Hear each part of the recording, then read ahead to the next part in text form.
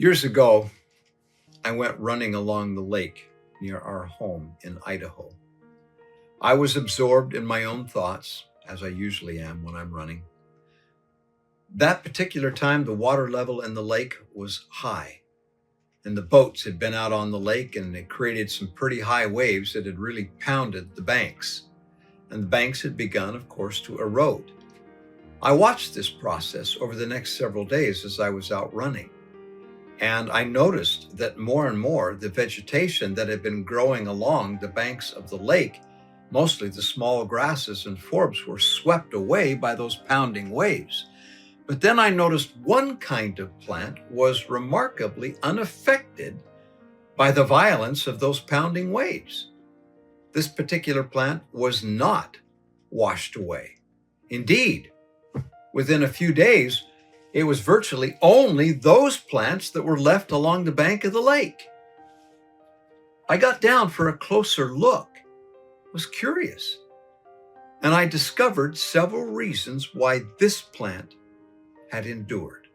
First, the plant grew in thick clumps, multiple stems arising out of a common root system. Secondly, those roots went deep, enabling those plants not only to hold themselves in place, but also to hold on to the soil that was around them. The plant stems grew tight and close together and managed to create their own little secure island in the midst of chaos. The plant was some variety of wheatgrass. There are many.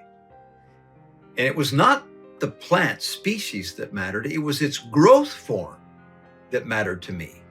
These plants are called wolf plants because of the way they grow. They are tough. They band together. They are survivors. Year after year, grazing, drought, fire, wind, weather, waves. These wolf plants come back. They survive. There were wolf plants growing along the bank of that lake. In subsequent days, I noticed that someone came along with a weed whacker and cut them right down to the ground. Now what? In their weakened state, would they be washed away or would they grow back? They grew back. This is what means everything to me.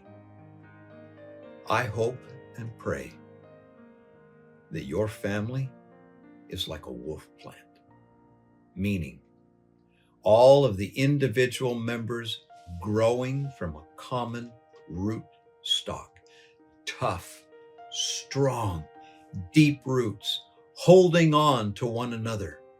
Strong families not only hold themselves together, they change and shape the world. They hold the world together.